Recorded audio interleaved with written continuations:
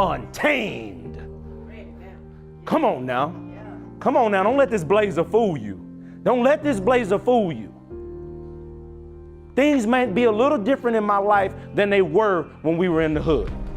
Things may be a little different in my life than when my son was born. Because when my son was born, I was still broken.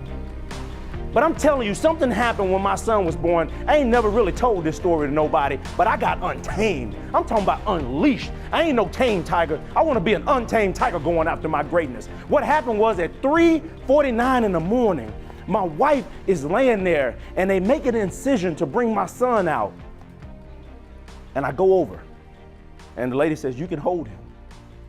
I said, me? So I go over and I grab my son. And this is the real deal.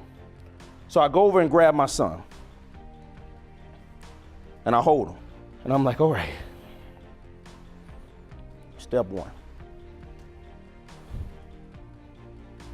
I'll never leave you, son.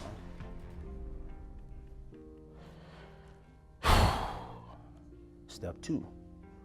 I'll never leave you, son. Step three. I'll never leave you, son. And step four, I couldn't take it no more. And I asked the nurses, please come help me. Because as I'm screaming, every nurse in there crying, my wife over there crying, and all I can do is scream on that fifth step, I will never leave you, son.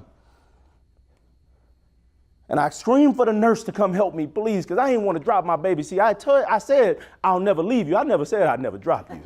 Listen, girl, I ain't say I'd never drop that boy. I said I'd never leave you. So I was like, help me, please. Like, for real, my body, I never experienced nothing like this. My body is like shutting down. Because what happened was, at that moment, the last 13 years of not seeing my father, those 13 years all came together at that one moment when I held my son. And what I realized was that I had been a tamed tiger going after my greatness.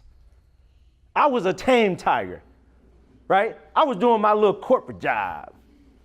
I was doing my little engineering thing. I was doing my little speaking to the students thing. I was a tame tiger. I was in that circus in a controlled environment.